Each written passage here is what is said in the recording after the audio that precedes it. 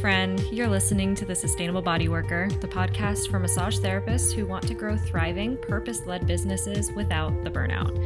Here we talk about nervous system aligned business strategy, pricing that makes sense, client work that doesn't deplete you, and how to build a career that actually supports your life. I'm your host, Gretchen Popp, massage therapist, mentor, educator, and recovering overachiever. Let's get into it. Hey friend, welcome back to the Sustainable Bodyworker podcast. Okay, today's episode I'm so excited about. It's one of my favorites because it's going to stretch your brain in the best way and also make business feel a little more alive. It's also one of my favorites because I'm interviewing one of my best friends, Daniela Escudero. She's also the co-founder of Kapasana, a cupping yoga practice that she and I developed together. There's a link to learn about that in the show notes if you want to get juicy with cupping and yoga. It's so much fun. But these days, Daniela is deep in the biodynamic and permaculture world. She studies how life systems actually work, from soil health to cosmic cycles, and she brings this lens that helps you see business differently as a living organism. She's the first non-body worker I have brought onto the podcast, but it's really, really important what she has to share. If you've ever felt like business advice online is too rigid or too one size fits all, you're going to love this conversation. We talk about sacred geometry, permaculture principles, and what it looks like to design a business in a way that has actual roots, where growth is seasonal, sustainable, and responsive, not all hustly and forced. This is one of those episodes that can bring you back into creativity and trust, especially if you've been feeling boxed in by how you think business is supposed to look. And a quick note before we jump in, just a reminder that founders pricing for the Sustainable Bodyworker membership is open until March 8th. If you want to build your business with more structure and more aliveness, where you're not burning yourself out in order to grow, come join us. Inside the membership, you get to work with me one-on-one to choose a track that will work for you, follow a proven path so it stays clear and doable for you. The link's in the show notes. All right, let's chat with Daniela.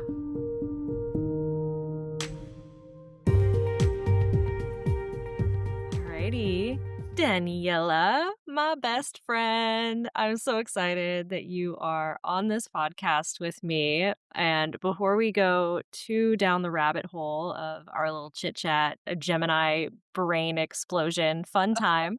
Let's go ahead and have you briefly introduce yourself for anyone who's not familiar with you or what you do. Hello, everybody. My name is Daniela. God, there's so much to say. I was originally born and raised in Quito, Ecuador. I moved here when I was 19, and I've lived many lives since. I studied film. I moved to LA, I moved back, I've been a yoga teacher, I've studied permaculture, biodynamics, I've been a farmer, and I'm currently working with an organization called Boulder Food Rescue that redistributes food that otherwise would go to waste to communities in need. As well as I'm back teaching yoga, which has been incredibly exciting, and developing new projects, which you're going to hear a little bit more about in this podcast. So I think that's me in a nutshell without getting too much into the details. Well done, actually. That was concise. That was well done. And you are the very first non-body worker that I've had on the podcast, but yoga is kind of a little bit intertwined into that, and we've definitely collaborated on that. I know that at least several of our listeners are Kapasana trained with us, which is the Right. cupping yoga that we developed together. And I've definitely worked on you quite a bit. You're quite familiar with bodywork in general too. But the reason that I brought you on here is because of your newest project that you've been sharing with me. And it's absolutely fascinating. It has inspired me a lot in thinking about how I'm basically reinventing the sustainable body worker. And it just seemed so perfect to bring you on here for our second season of the podcast, because I think that what you have to talk about with us today, truly, it applies to anything we want to do in life, right? It applies to business. It applies to relationships. It applies to creating a healthy home environment, a personal inner environment. So, I mean, where do we even start? Where do we even start to pick apart these amazing layers of? Would you be willing to kind of give an overview of the project you're working on? Because I'm sure people are like, "All right, get to it. What is this thing Yeah. that seems so amazing?" Yeah, happy to. I think we need to start with just creating a little bit of context as to where this was born from. So, as I mentioned, I've studied permaculture. If you don't know what permaculture is a system of design that imitates nature. So, there are principles and ethics that are have been born of observing nature, of observing how indigenous cultures relate to nature, and through that creating regenerative systems. It's mainly applied to gardening, farming, and creating ecosystems in nature. However, it can be applied to social structures. So there's such a thing as social permaculture, and there are at least a couple books written on it. And it's a concept that I've been exploring since I started studying permaculture, particularly in the zone 00 design. And zones are essentially zones of places that you interact with. And zone 00 is yourself. It's where you start. And the other big influence for me was biodynamics. And biodynamics is a form of agriculture that was born in the 20s with the intention of revitalizing the soil because it was dying due to the fact that we were starting to use chemicals. It was born in Austria, and you can do research on this. I could talk about it for hours, but that's not what we're here to talk about. But in biodynamics, there are three main principles. One is the farm is a living organism. So the farm isn't simply a source of resources or a structure that can be subdivided. It is a whole organism, much like our body is an organism, much like the earth is an organism. And so we approach it from a holistic place. The other two principles, and I'll just give them for context because everything is influenced my process here, is that we pay attention to the cosmic cycles. We pay attention to the moon and the sun and the planets and the constellations and how they affect plant growth. They affect life on Earth. They affect us. You can talk about it as astrology. You can look at it as a very, very scientific astronomy point of view. There is a lot that I could talk about. I've been learning about this for about 4 months now.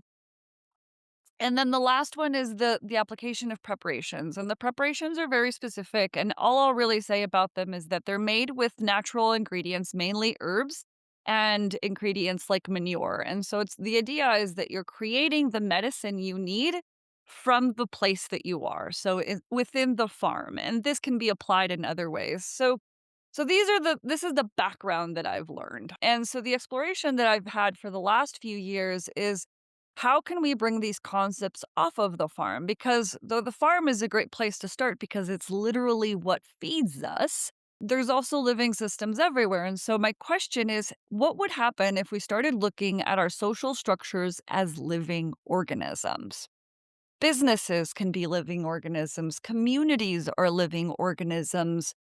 Organizations are living organisms, clubs can be living organisms. And so that's that point of view. And then the other, I think at a very basic level, if you look at yourself as a living organism, that's a really good place to start because you can start, viewing yourself more as a part of something rather than a resource, if that makes sense. There's creates connection rather than separation because there's reciprocity in everything. So that's the basic concept. The last thing that has influenced, and this is still in development with new things soon to come out, is sacred geometry. And there is a process of how sacred geometry takes shape. It starts with a very simple circle, which is called the monad, which is like what is at the center of your heart, what is at the center of any living organism. And then you have the Vesica Pisces, which is the two overlapping circles, which is the two opposing forces that create the container for something to be created. Then you have the seed of life, which is the basic organs or the basic functions that need to happen for a living organism: digestion, brain, endocrine system. In our bodies, that's how we look at them on the farm. You could look at the compost, the garden, you need plans for respiration. There's different ways of looking at this. And then from there, the patterns grow and you can get the flower of life, which is all of these nourishing patterns that start shaping. And then we grow into more complex systems like the tree of life or the Metatron's cube. And so, what the sacred geometry has really helped me is create a map for the process. And so that's what we're talking about. I know it can sound very big and, like you said, very general because it can be applied to anything, but I'm hoping to help explore how we can apply this to specifically body worker businesses because that's what you do. Yeah. Well, and you've been growing your business for, I mean, I want to say probably ever since around the same time that I was starting my business. It's been really, we've been kind of on a similar path in that way of exploring different things. I'm curious, when did you start noticing the parallels between growing and working with the land and, nourishing the land in that way and growing a business? Yeah, interesting. I think there were two kind of instances for me. The first was when I started studying permaculture within the first year, I started seeing how these principles can be applied to my life. In permaculture, we're designing resilient regenerative gardens. And I started applying these principles to my life. And so, for example, the first principle is observe, then interact. And as humans, we tend to, if we buy a piece of land, we come in and we have all these dreams and we change everything and we don't really think about what was happening before or what's going to happen after we make these changes. And so the invitation is to stop, look at what's happening through the seasons. How is the water reacting or acting? Where is the shady spot? What's growing? What's not growing? And I could do the same with my life. I could reflect on, how a potential like a job was feeding me. Like what was the fruit that I was taking away from that job? Was I being depleted? Was it nourishing other spaces of my life? Because what I've noticed and experienced, especially in this very Western society, is that we tend to compartmentalize everything. Our job is our job, our personal life is our personal life. And realistically, that's just not how it works. Because if you have a bad day at work, you can do your best to not bring it home. But the reality is that you're still experiencing that within you, right? And so then the question is, what is your whole landscape and how can you start making shifts? And personally, in my life, when I started making small shifts, I was studying permaculture. I was living in a moldy apartment. I was incredibly depressed, mostly because I was living in a moldy apartment. But I started shifting little things. And I was also working for an incredibly toxic human being. And so started making shifts. Like I brought plants into my house. And that may not seem like a big thing, but just having that environment and nourishing that started to nourish me. And so that was at a very personal level with permaculture. But in biodynamics, I've worked on a few farms. It's very interesting because farms tend to bring in multiple people, right? You generally need multiple people to get a farm functioning. And that brings in a lot of different energies. And I started noticing that there are bigger patterns that you can see beyond the basics, right? You need to feed the animals, you need to water the plants, you need to keep the structures functioning so that there's a safe container for what's happening, mainly keeping the animals in or animals out. But I started seeing patterns, you can see a lot of patterns of what's the word I'm looking for? Accumulation on farms, also patterns of burnout, like farmers, and I'll use this little soapbox to say this, farmers are incredibly devalued in society. We need to flip that. Because farmers are devalued, farmers try to be creative and try to do everything. And, they already spend, so many hours a day, most of the hours a day from literally sun up to sundown, especially in the summer. That's more than 12 hours working because that's what you do. But then they also have to do accounting and marketing and and all of the things that you need to do as a business. And because they're trying to do all these things, because they're trying to do all of the extra things that most people either hire someone or have the time to do it, there's burnout. There's burnout, burnout, burnout. And so the social structures within the farm tend to collapse, tend to fluctuate a lot, tend to not regenerate. And that I don't know that I have a specific point where that happened. I think it was just this very natural thing that began emerging for me. It's something that I've been talking about for years in different scopes. And now I'm starting to feel like I've been given the language to talk about it in a more cohesive way that can be applied in different ways.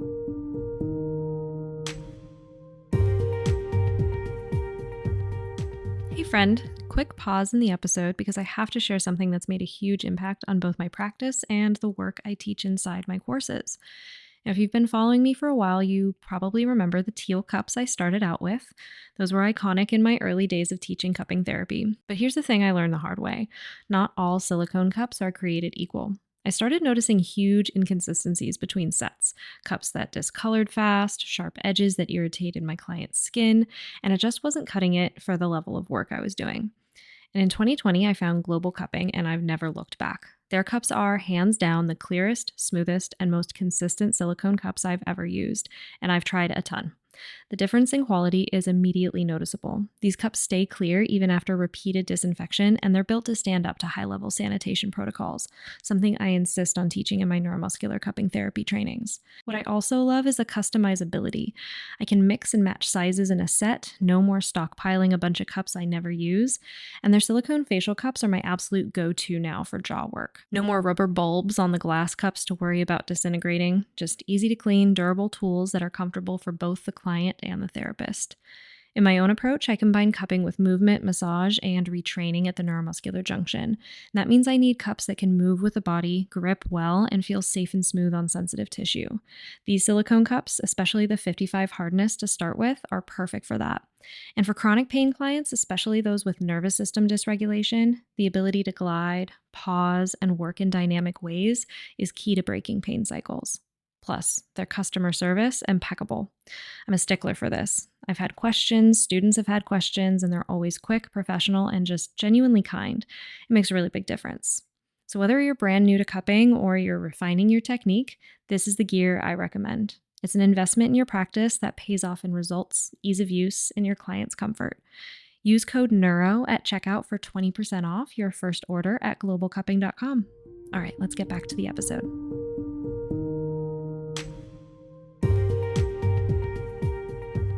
And there's so much overlap between, or I guess just similarities between the farmer that's burnt out and having to get creative with getting as much stuff done. I'm sure that every body worker listening is like, oh, it's exactly the same thing because I'm also the laundromat. I'm also the bookkeeper. I'm also the marketing specialist. I'm also all of these things.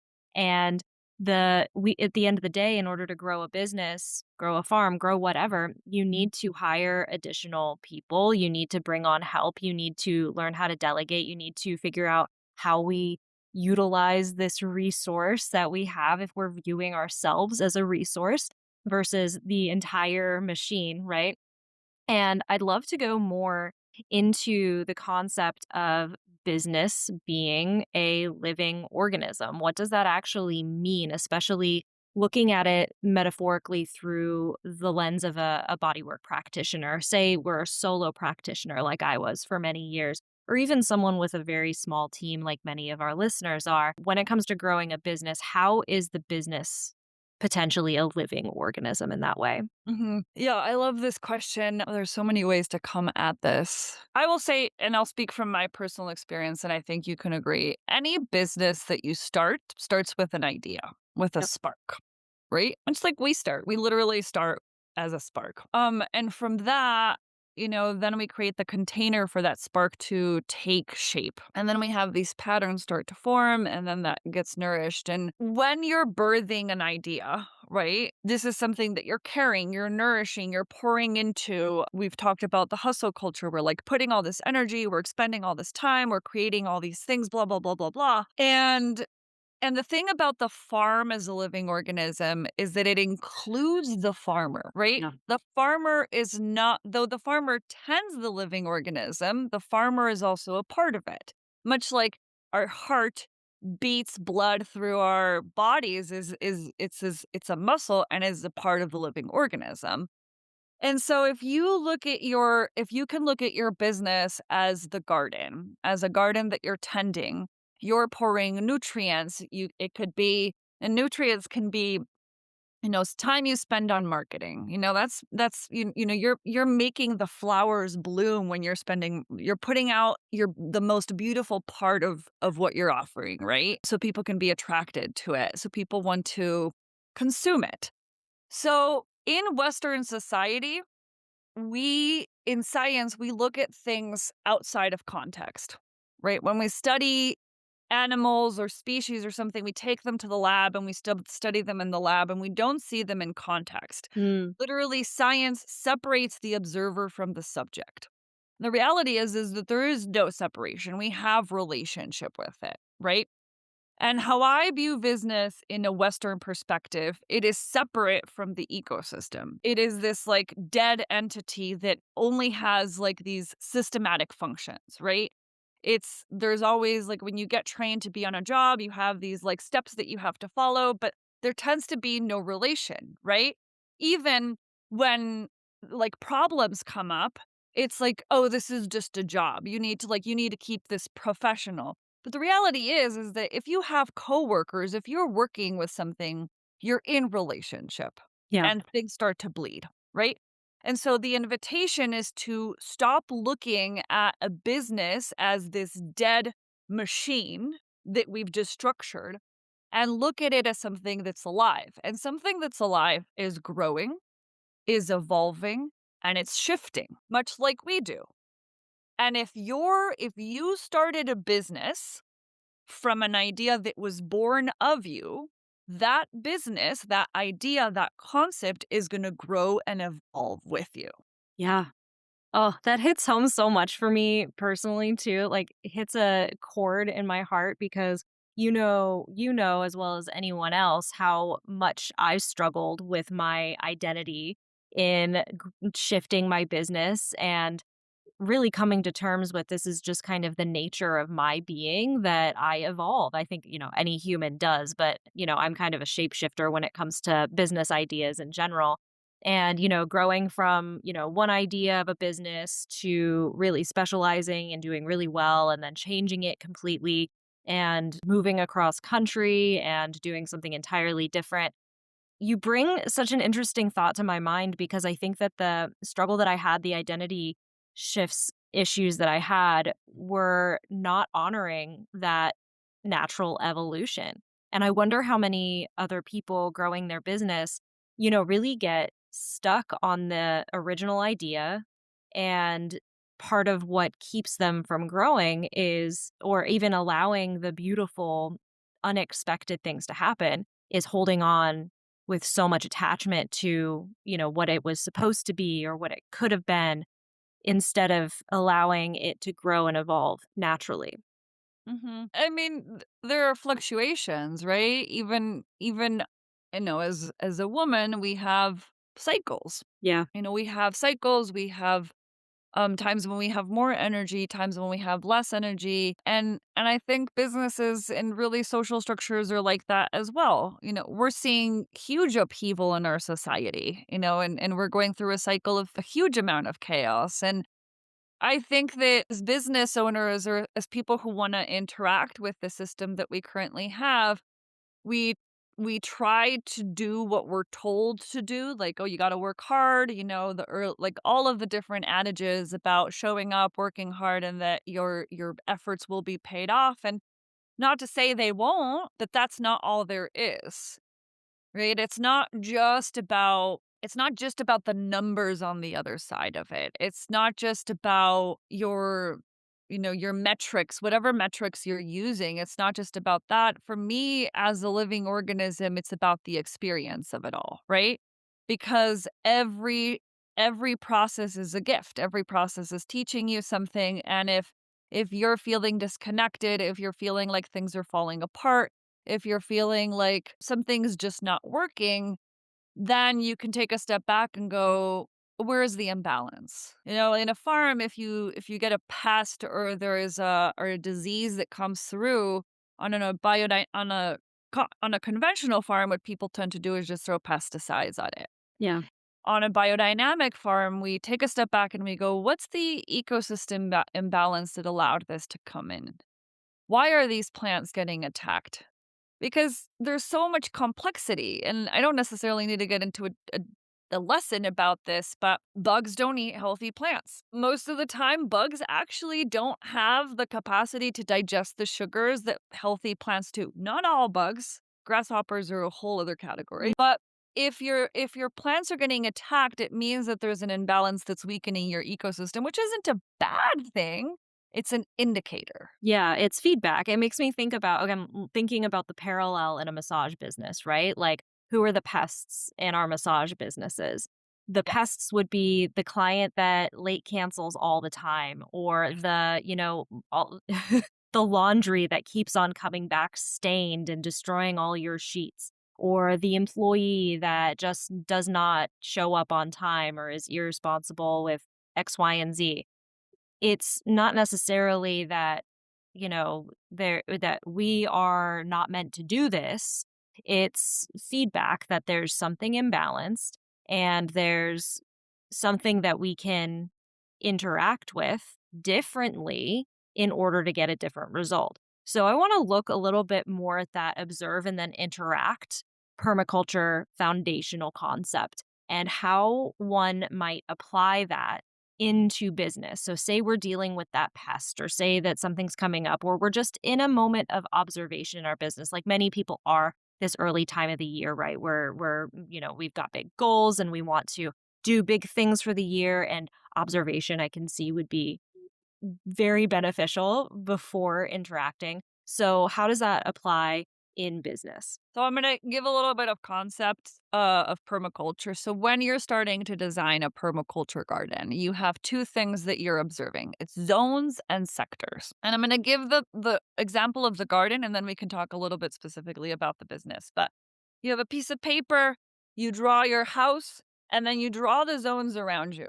And you go, your zone 0 is your house, zone double 0 is your person. Zone 1 is an area that you interact with on a daily basis, likely multiple times a day.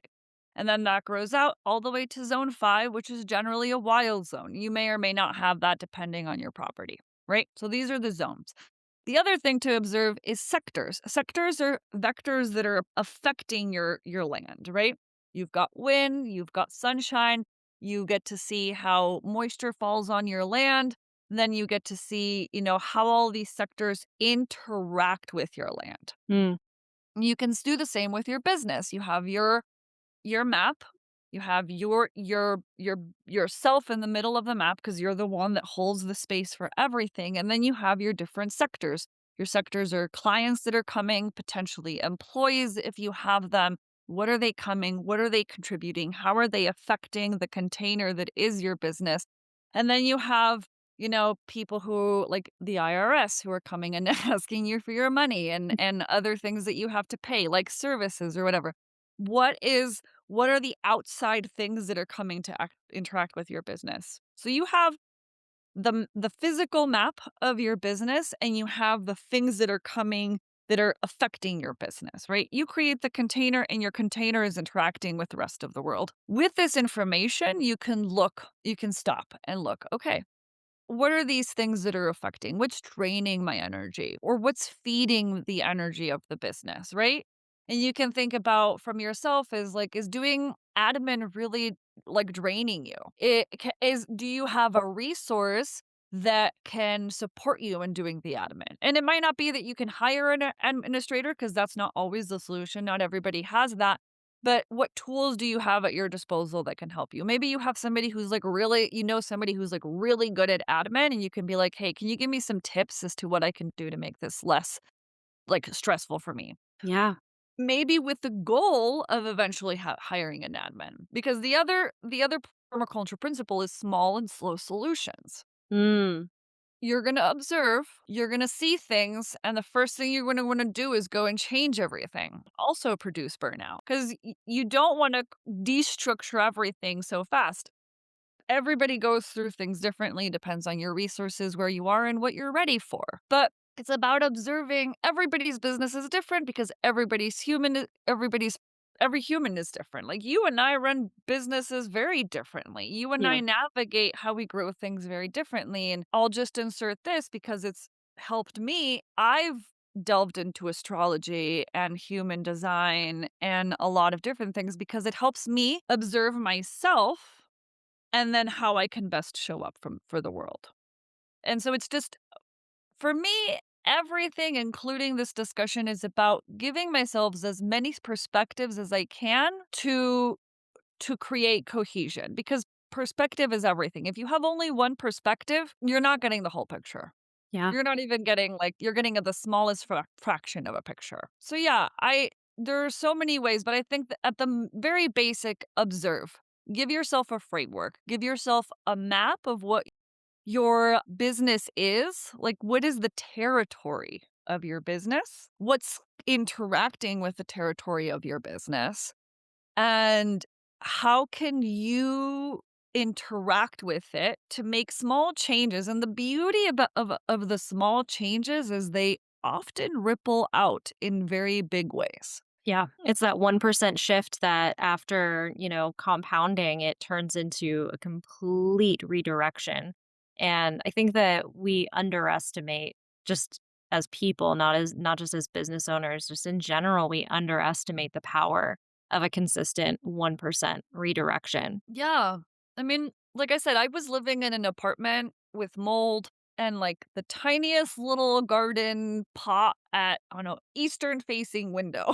Like, not the best conditions at all. And within 2 years, I was living in a house with a garden. Like, there was space for me to experiment and grow. And I lived on farms and I grew and since then, my life has changed dramatically, and it's created space for other things. I don't think that I would have had the capacity for what's coming through for me to come through if I'd continued exactly on the path that I was, right? So, yeah, it's little steps and openness that things might not turn out exactly how you expect them, but Yeah. trusting that things are turning out exactly as they need to be.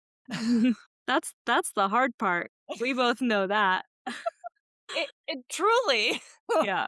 Yeah. truly. Yeah, it's one thing to have this conceptually on paper, right? And it's so good to have these guides because you and I know, and I'm sure everyone listening knows that it can be so easy to get disheartened when things don't go the way that you expect, especially when you're doing all the right things or like these systems too. And we don't have to like go into the details of this, but these systems or any new system or any new implementation can shake things up to a point where things get really uncomfortable.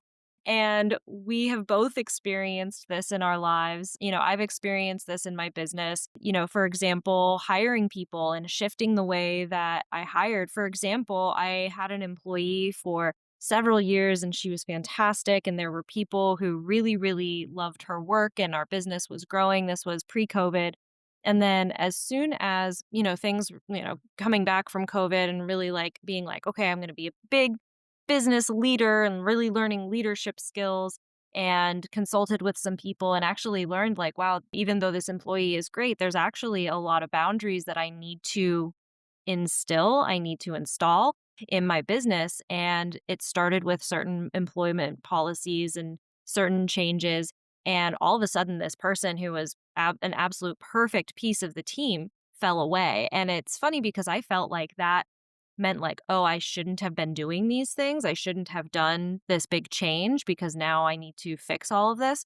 But sometimes these things fall away for a reason, even if it looked for a time that it was good.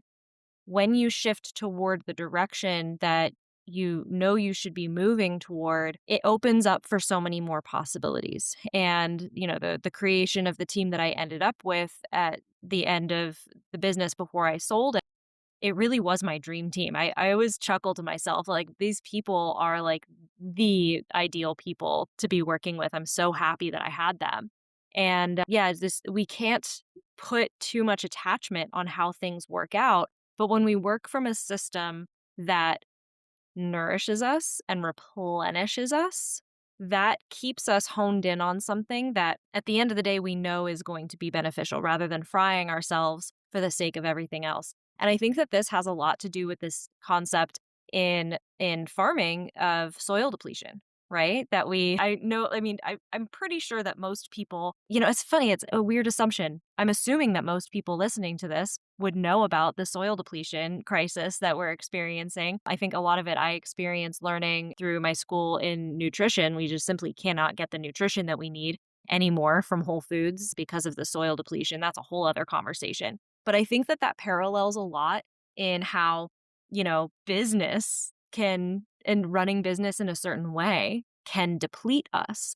And I'm curious if you've seen similar things about how, soil depletion in the permaculture biodynamic farming lens applies in the business lens as well. Yeah, I mean, I would say for those of you who don't know, soil depletion is huge. We are losing, like, I want to say it's like 2 inches of topsoil a year, which Yeah. is insane. And the reason we're doing that is because in industrial agriculture, instead of using organic fertilizers or feeding the earth naturally, we've created synthetic fertilizers and pesticides, and we've worked genetically with plants to make them just work with these very synthetic things, and so we're essentially growing dead food.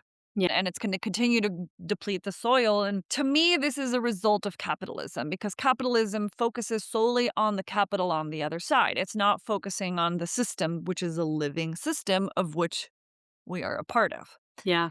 If we're equating this or bringing this to the business scape, it's very similar. Yeah. Businesses are simply factories of income, of money, or whatever it is you want to call it. It's all down to these numbers, right? And that's just not how the world actually works. Like, actually, like when I get into talks with people about this, they're like, well, what's the bottom line? And they're talking about money. That's not the bottom line. Yeah. The bottom line is, how do we live on this earth? Whether it's what we eat or whether it's how we make money so that we can buy the things that we need, which is the world that we live in. Yeah. And so when you think about corporations, if you've ever worked in a corporation, you as a human are simply a cog. You're a cog. You don't have a name, you don't have a gift, which Mm. we all come to. And so instead of looking at this as like when you look at a business, instead of looking at it as like an idea that came through and I'm gonna implement it, and on the other side it's gonna give me money, right? If you're just doing it for the money, you're dead on arrival. Mm. You're dead on arrival. You might make money. I'm not saying you won't, but it's not gonna be sustainable Yeah. because human beings don't run on money. Some people do, but I still think they're gonna die. I think that it's just gonna be not be sustainable in the end. So, as an individual, I think the question always comes back to, why am I doing this? Yep. And, like, you might initially say, "Because I need money to pay my bills." Fair. Yeah. Totally fair, right? But what's under that why? What's under the why beneath that? What's why under that? And, like, dig and dig and dig, and you might sit for an hour and get to a certain why, and that still might not be the why. Yeah. Keep digging. And, get to the point where you're clear on a why, and, like, that why feels powerful, act from that why. Yeah. You might find a different why in a month, in 2 years, in 5 years, in 10 years. But return to your why. Make sure your needs are met. We live in a physical world here where we're experiencing these things. We have physical needs. I'm not bypassing that. But at the end of the day, the very bottom is, why are you doing this? Is this feeding your soul? Yeah. And if it's not, don't despair. Just the awareness is huge. Yeah. Just to wake up to that, go, oh, fuck, I'm not feeding my why. I don't even know what my why is. So there you have a place to start. Yeah. You have a place to start. And in the garden, there are cycles. Again, there are times when we let fields go fallow. Hmm. There are times when we let fields go fallow.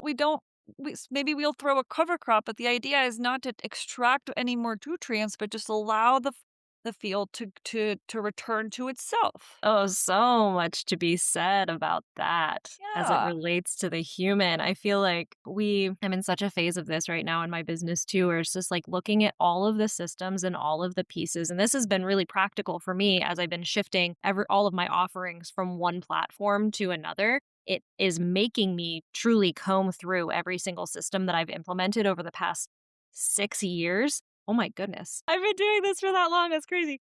I'm looking at all of those things and like really realizing like, oh, that leg of the business, like that, cool, it worked at one point, but it's not applicable here now, and letting it die. And I think too, like we have this negative connotation with the word death. and all of that. I know you and I can have a whole conversation about that, but there's a beauty to it because it allows space. Oh, let's just get whimsical and metaphorical here. It allows space, just like you were saying, for it to return to what it was. But also with death, there is the nutrients that it was using, right? It becomes compost and it can become fuel for whatever the next thing is there is to grow. And so, when looking at our businesses, if there are places where, say, for example, we've had a service on the menu that was really popular for a really long time, and it was something that we were really excited. I've heard this story from so many people too. It was something we were so excited about. You even may have like invested in a whole other treatment room and bought a sauna for the thing and all of that. And years down the line, you realize that it's just not what you want to do anymore, but you feel obligated and you don't necessarily feel that there's any way to get out of it. That's where Mm. that deadness, it becomes stagnation instead of something regenerative. And I'd love to get your take on how someone might like take this stagnant piece in their business that there might be and turn it into something more compost like and Mm. regenerate their business. Yeah, I love this. Death and I have had many conversations. Death for me is a portal.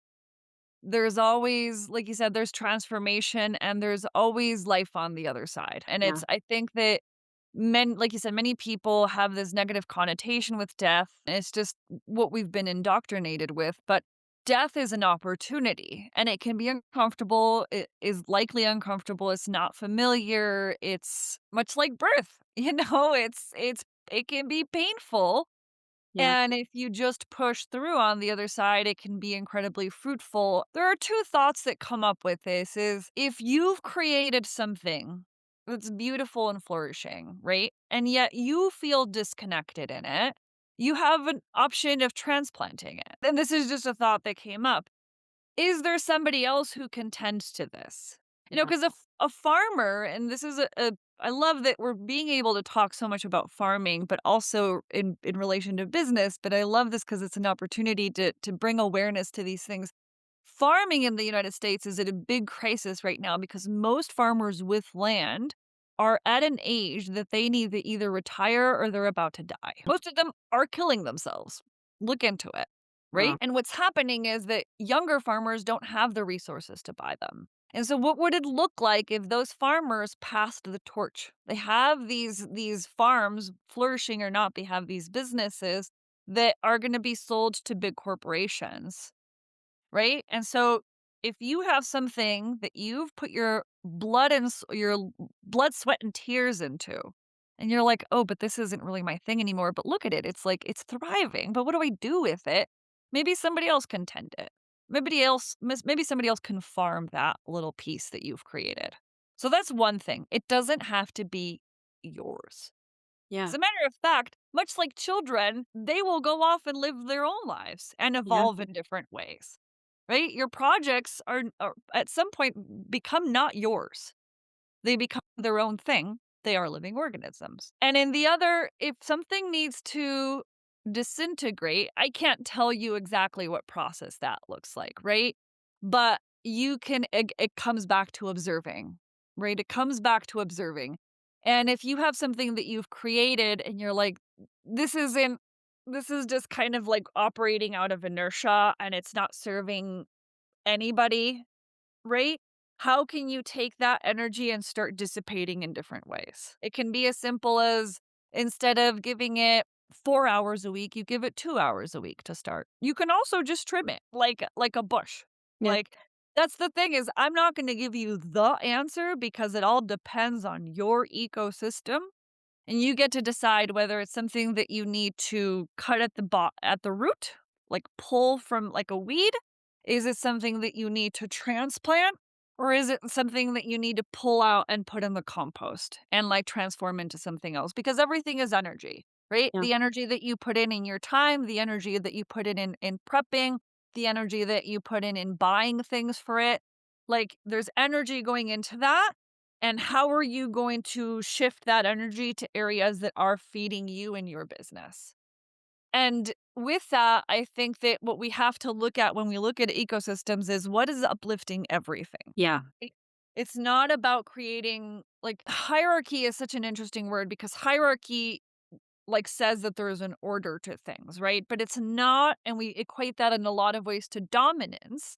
But if we look at hierarchy much instead of as dominance, but as a sequence of order, right? Then we can look at it. It doesn't have to be about domination, but about finding cohesion within the systems. So how does that apply? You bring in the hierarchy lens. Where does that apply? Like, what has to happen for something to dissolve Mm. or something to be created? What are the steps for this to happen? So, in the hierarchy, like if we look at the garden, like I need to prepare the soil so I can put the seeds in. I can't put the seeds in before I have the soil, Yeah. right? You're actually speaking to a beautiful concept that I was discussing with Fernando Rojas previously on another episode where he talks about, we plant the seed but we don't, pull the seed up to make it grow faster. We nourish the conditions in which it grows. And so I think that that's we hyper fixate so much on like, this is the problem that I'm having, or this is the thing. But if we took a wider lens and see the conditions that are contributing to the scenario that's happening, whether it's a toxic client or needing to raise your rates or whatever it might be, look at the wider lens of what the conditions are that's supporting the problem. And then how can we nourish a solution? Exactly. Exactly. Because usually a problem that you're dealing with is not isolated. It's not isolated. And like we spoke of earlier, it's an opportunity to see where the imbalance is. And what's I think is interesting, and most people find this uncomfortable, including myself, is that a lot of the times these things are a mirror of ourselves in Yeah. one way, shape, or form. Yeah. And that's fine. It's hard. It's humbling. But I mean, our businesses, if you're running a business that's your idea, it's your baby, it's your project, then the business is gonna reflect you. Yeah. Period. And 100%. own up to it. Stand in that fucking power. Sorry if I cursed on your podcast. It's just You're fine. We'll put the little E explicit on this episode. Sorry, guys. perfect. Danny's here.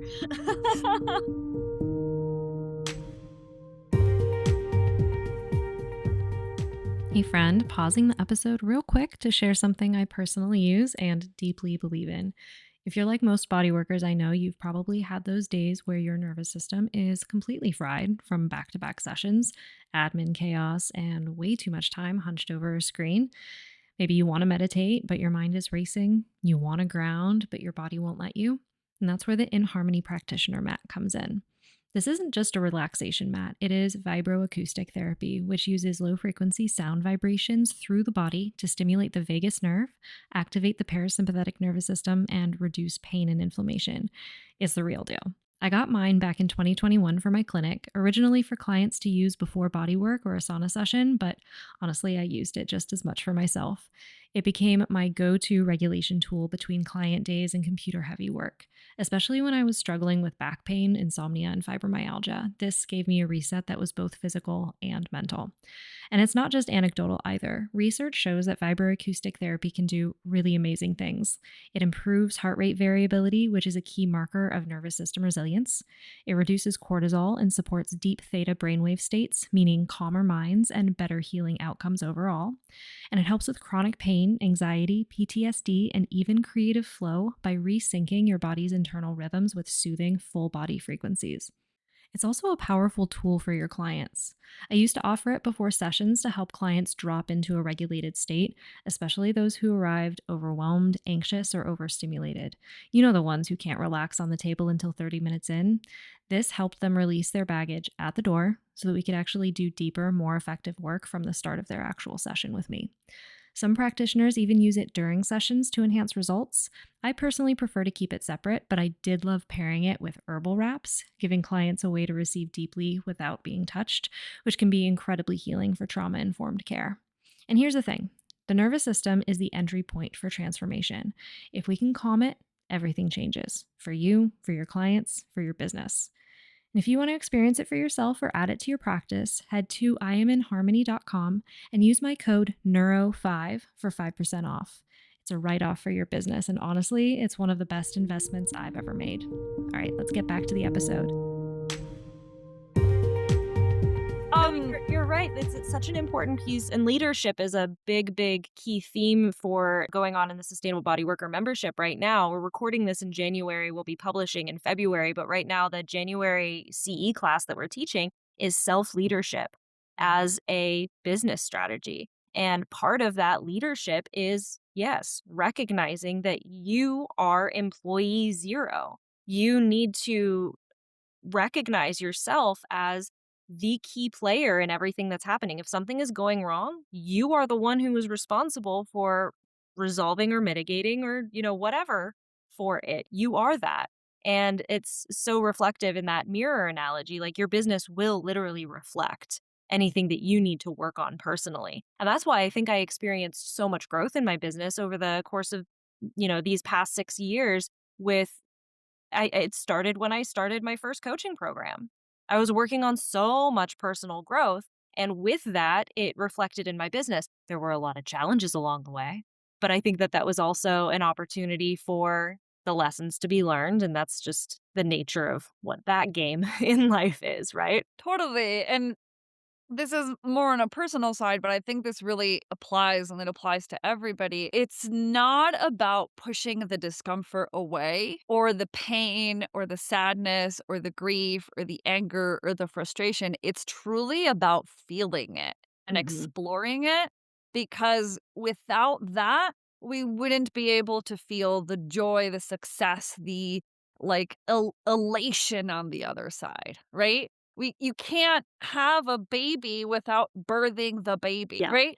You can't have compost without decomposition. yeah, And it's about feeling it all. And I think that when I said that like earlier, it's all about experiencing it all and being present with it. Because in that presence, you will learn you're not going to solve the problem by obsessing about it. yeah. So Period. true. Like You the make more me you think. look at it, the more complex it's going to get. Yeah, yeah. Well, and the more you look at it, your brain is wired to find more problems about it too. So it's just going to naturally be that way. And you're making me think about this concept in, you know, it's not a concept, it is a reality in nature that there's natural cycles, right? And I'm curious because in nature we've got cycles of dormancy, we've got growth, we've got harvest, we've got decay and all of that, our minds or our culture might look at certain pieces of it like this is good, this is bad.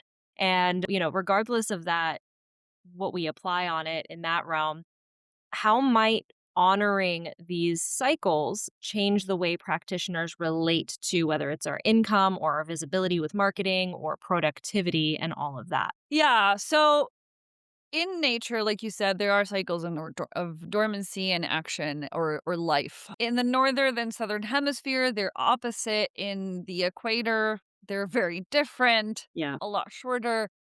And what I'll speak specifically to our experience here in the northern hemisphere. So when we go, if you look at the Earth, and I'm using my hands for those for you can't really see me, but I speak with my hands because that's just who I am.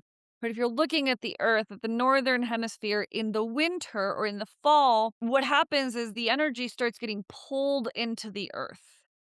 And contrary to popular belief, that is when the soil is most active because all of Mm. the energy is in the soil. And in biodynamics, we say the Earth is asleep, dreaming within herself what then she will create and manifest in the spring and summer. I love that. That's exactly what we should be doing in our businesses right now, dreaming. Yes, yes, and and this just came right now. Though as humans, it would benefit us to align ourselves with that cycle of inwardness in the winter, our businesses will likely have different cycles. For example, in winter, yoga studios tend to be busier because people don't want to be outside. Yeah. They come in for their hot yoga, their movement, their meditation. And in the fall and winter, yoga studios tend to be most active. In the summer, people are hiking, people are on trips, river rafting, whatever it is they do, and yoga studios tend to become more dormant. So that's opposite of Yeah. what we're talking about, right? And so in in your businesses, what are your natural cycles? When do you get busier? And observe like what are the sectors or the vectors that are affecting that? Yeah. And honor that. In a yoga studio, we might be like, okay, summer is not our busiest time. Maybe we can do events that like just keep the energy moving, but we're not forcing anything. Yeah. And then when fall comes, we can plan, I don't know, a big sale, a challenge, an event, something that like pushes that energy forward. We already know it's coming. How can we enhance it? Yeah. Right? In the farm, when we're the farmer, nature already knows what it's doing. Yeah. As humans, we just get to enhance what's happening because we can observe and then we can understand and we can bolster the processes that are happening. Yeah. And so the question is can you tune in to your not just your business's natural cycles, but your natural cycles? Because again, it all starts with you. What are your natural cycles? How can you enhance your own natural cycles? And then the same with your business. Because it's not, yes, look at the natural cycles. In the winter, there's less sun, there's less energy. Look at all those natural cycles that are already happening around us and look at what's happening already within yourself and your business. Yeah. It makes me think about every year. I see this every year in the massage therapy forums. There's people asking, like, all of a sudden, all my clients are canceling, or, it's just so slow right now. And every year I see the same responses like, yeah, school just started. All of your parents are just freaking out right now. Or it's, the holidays and people have spent way too much money and they're trying to conserve, or it's like super busy right now all of a sudden. And it really does like it takes a couple of years, and if you've been an employee anywhere, pay attention to what those cycles were in those businesses as well. But as you grow your business, it's really important to keep track of your numbers of appointments booked, how many cancellations you had during this time of year, because I also see time and time again practitioners trying to take vacation, and in order to make up for it during their, for to make their clients be able to get their appointments, they're overbooked before their vacation and they're overbooked after their vacation. And if you paid attention to the natural cycles in your business, if there's 2 weeks out of the year that you're always like, everyone's canceling, just don't book people during those 2 weeks because they're going to cancel anyway. And you can have your vacation during those 2 weeks. And, it might not necessarily work with your kids' school schedules. And I totally get that. There's going to be limitations in whatever realm of life anyone is in. However, looking at those cycles, and really paying attention in your business can allow for the room so that you don't end up burning yourself out or pushing. I can see, this relates to farming in a certain way. Like, you don't want to be pouring fertilizer on a plant in February saying, like, oh, I really want you to be growing, growing, growing. It's just not going to be growing. You can't be pushing these things that aren't otherwise naturally going to be occurring. And that's another way that I think a lot of us burn ourselves out is that we're trying to pour fertilizer in a part of our business during a time of year where it's just not being nourished there, where instead we could be pouring fertilizer on ourselves. We could be taking that time for a little bit more self-care or a little bit more restructuring of something, maybe some time to go through some paperwork and do the, admin stuff while you have a little more time. And there's just a lot of different creative ways of doing that which support the systems. Mhm.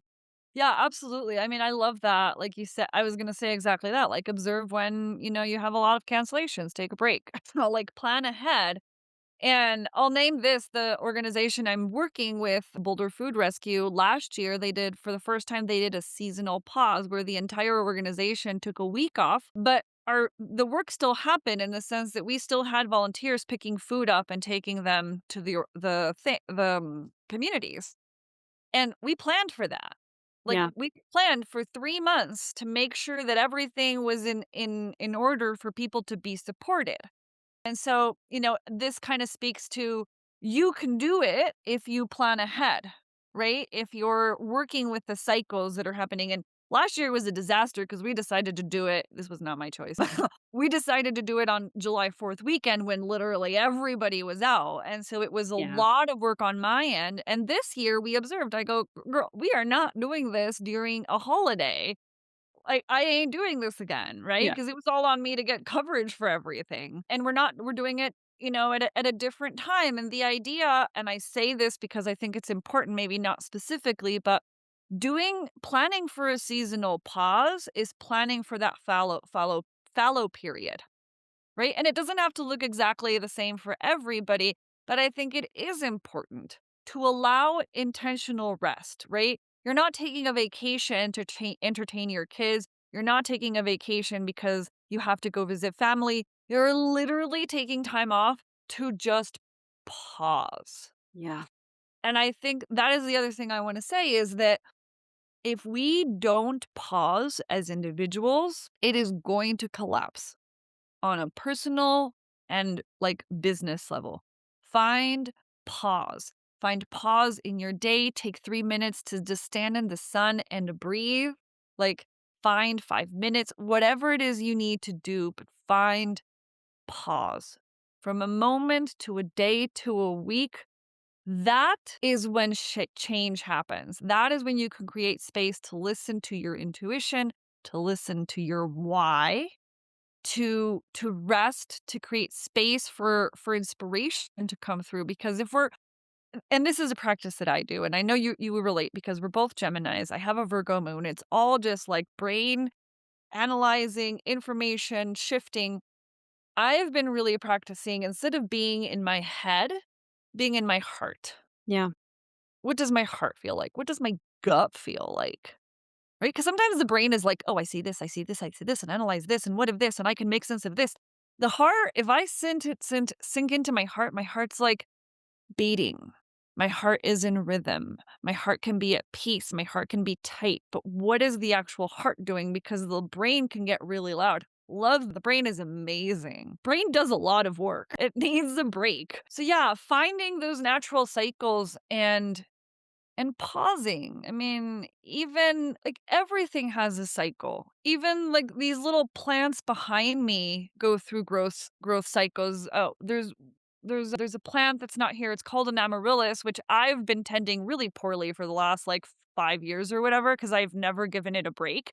I've just been constantly watering it and then trimming it and I recently learned that I need to stop watering it for amount of time so that it can go through a dormancy period so that it can Mm. bloom, and often when that happens, it can actually produce more plants, more bulbs for me.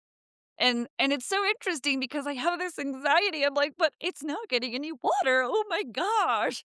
But you know, we need to give ourselves a break. We can't always be functioning and producing. And all reflected on me, I've been in this like deep dive of learning and I've been learning about all of these different things. And there came a point where I became saturated and I was like, okay, I need to stop and like actually take a step back and sit with how that's integrating within myself. Embodiment. Totally. Yeah. Yeah. Totally. Yeah, I just find so much clarity in that, and I can just keep talking about this for over ever and ever and ever, but it's just the pause is so rich. Yeah. And in society, we don't really get an opportunity for that. There's always bombardment. There's always something to do. There's always something to scroll, something to learn, something to achieve. We're just not built like that. That's not who we are naturally. There's this farmer out on the East called Joel Salatin, and he's an interesting dude, a little controversial, but I love what he says is we let the pigs be the most pig. We let the sheep be the most pig. More sheep, I mean. They're confused. I'm confused. But it's about creating the environment where these species can be the most that they can be. And in the sense, like the pig is just so fucking wonderful because they can transform. Like if you have a field of weeds that like you can't do anything with and it's just spreading weeds all over your farm, you can send a pig in there. They'll eat it, and not only will they eat it, they'll turn the soil and then like they'll make all of that into incredibly rich compost that then you can use on your farm, and then that area can is incredibly rich and you can start growing a garden there after a certain time, right? What would it look like? And I don't have the answer. This is an exploration for myself, right? What does it look like to actually let the human be the most human? Mm. I mean, we are magical beings. Like, there's so much to get down with in the world today, but if you look at what humans have created, Yeah. what we've done, what we've discovered, poetry, music, art, technology. Like, holy shit, are we capable of some beautiful things? Yeah. What would it look like if we just created containers where we can shine? Yeah. Well, it comes back to what's nourishing the human to become the best version of itself, right? So that it can be the full human. And Yeah. yeah, and I think at the end of the day, anyone listening to this, if they took a pause and asked themselves, what's the one thing I can do today to nourish myself? You just heard it right now in that gap. That Mhm. first thing that your brain, or really your soul, was able to whisper to you right there in that space is exactly what you know you need to do. And that's the 1%, right? That's the 1% thing. And And trust. I think if we took that time to listen and to trust and just move forward with that one thing, did it say take a nap? What? Really? No, I have to post on social media. I have to work on that client. I have to do this. I have to taxes were due yesterday. Like what? Yes, okay. But what if that nap, what if that pause, what if that whatever is exactly what you needed to actually have the energy to do all of those things in the afternoon? Whereas if you didn't do that, you'd only have energy for one of them Mhm. because that's where you're operating from. And I think so many of us are operating from this level of depletion. So many of us get to this place where we're so overwhelmed and juggling so many different things. There's this running joke in the massage world, and I'm sure it's in pretty much any profession that, we started thinking that we were going to be massaging people, and then we ended up becoming the marketing person, admin, and laundromat, and all of these things. And like, I did not want to wear all of those hats. And we become so oftentimes just so overwhelmed that we feel like we need to give it up. There's so many people that just either go back to being an employee, they go back to going to school for something else, and they just give up and they feel like they're failing. And I would love to have your take on, if someone is feeling like their business is failing, how might this framework help them reframe that experience? I don't think there's failure, much like there isn't death. Like, I think it's all a part of the cycle. Like, if you feel like if you're like your business is failing or like you're failing, I think what that means is something isn't working in the sense that energy is being depleted and something is getting ready to transform. Oh, I really love this. I just watched this really cool video of a praying mantis shedding her skin. I And didn't know they shedded their I mean, they have an exoskeleton, so I guess they have to, yeah. it's wild. Go to my Instagram. It's like on a saved story. Okay. It's wild, but bugs like praying mantises, they shed their skins, and if functioning in a skin that no longer fits you, it's gonna be uncomfortable. Yeah. So shed it. That might mean leaving the business. That might being or that version of the business. Right? And I also want to say there's no shame in going back to being an employee. It might be that you need a time to reorient, right? It might mean that, yeah, this is not a version of yourself that serves you anymore. So find some time. I used to do this manifestation work, and they called like, if you need a job that isn't like your dream job or something, call it's a bridge job. It's just a time of transition. There's no shame in that. When I got this job at Boulder Food Rescue, I thought it would be a bridge job. You and I talked about this forever. The more I've been there, the more it's feeding me in a different way. It's expanding me in ways that I never expected, and it's just been wonderful.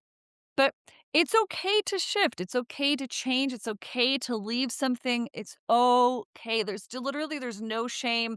You don't have to prove anything to anybody. Yeah. And I think that that's a big part. And I'll say this, as women in business, I feel like sometimes we have to prove ourselves more than men. Yeah. Right? We don't have to prove anything to anybody. We function so differently, and if we just allowed ourselves to trust our intuitions to function how we know we're supposed to function, and I say function not in a mechanistic way, but in a living, evolving way, like, the power that we hold is incalculable. And I'm stepping into that, and I will continue to step into it for the rest of my life, but, like, I am this is what I've been and you've heard me say this, what I, from the center of myself, have to offer is incredibly valuable. And if it is not being valued in a space, then that space is not for me. Yeah. If your business is no longer that space, it's not a reflection on you. It's simply that is the end of that cycle. End of cycles are natural. End of cycles are normal.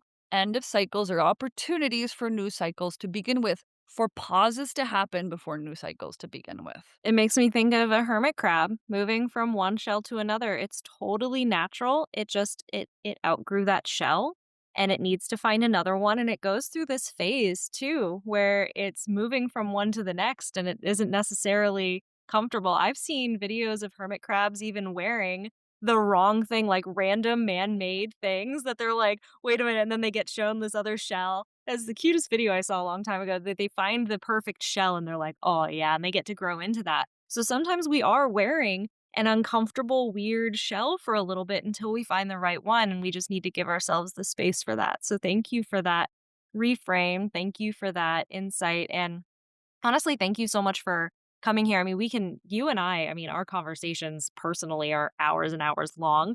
We can bring you on here again to chat about, I'm sure, the next evolution of this, because I know that there's so much to be said about the sacred geometry that you're diving into as well in business. So, we'll definitely circle back on that. But to close out today, I'd love to give you an opportunity. If there was one thing that you could offer, one reorientation, so to speak, that you could offer people who might feel disconnected from their work right now, what would it be? I said it earlier, but I would say create your map, create your territory, and start writing down and let it be an evolving process.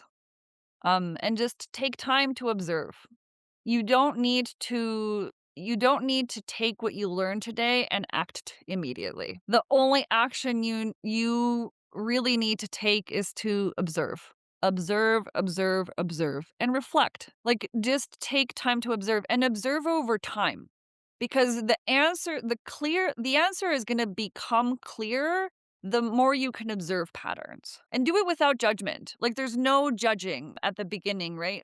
It's not about going, you're not observing to find what's wrong. You're not observing to find anything specific. You're like, what am I seeing? Imagine that you're watching a sunset or a sunrise and you see little birds and you're just watching. You're just Yeah. watching. What do I notice? From a place of quiet, because if you're watching from a place of solving, you're going to miss stuff. Yeah. Just observe and take a week, maybe take a month, like maybe take a lunar cycle and just watch. And from there, you're going to have a lot more clarity. Look up the permaculture principles, look up biodynamic ethics. There's tons of resources. You're going to share a link. People can reach out to me. By February, I will have more structure to this and we'll be able to help people in a different, more structured way. But yeah, I would say observe, observe, observe. And I just wanted to add one more thing is, as you're trying on different shells, you're trying them on. You're not like, it's okay if you try on a shell for a time and it doesn't work for you. Yeah. It's totally okay. Shells can be uncomfortable. Learn from the discomfort. I have worn many different shells Yep. throughout my life. Like, so many. We probably don't even have time to talk about all of them. All of those shells have given me something to Yeah. work with. They've enriched me, they've moved me forward, they've contributed to who I am today, and I'm grateful for them, even as uncomfortable as a lot of those shells were. And I think it's just about being kind and compassionate with ourselves in the process and slowing down enough to experience it fully. I love that. Yeah. So much of that wasn't meant for me too. I can just feel the universe being like, this can apply to you, Gretchen, as well. Oh, Danny, I love you so much. Thank you so much for being here and spending your time. I know that the audience is going to get such value out of this because it's this different perspective that I think really broadens our ability to look at our business differently. We'll have your links in the show notes and all of that so people can learn more from you and all of that. And I just want to thank you from the bottom of my heart for being here today. I love you, Gretchen, and I will happily talk with you about any of these topics for hours and hours and hours. And I'm excited for this, so thank you for having me on here. And yeah. Yeah, thank you so much. Thanks for listening to The Sustainable Body Worker. If something resonated for you today, grab your free breakthrough session, which includes a custom hypnotherapy track to help you unlock the next level. Grab it now with the link in the show notes. And to hear more, hit subscribe. We'll see you next time.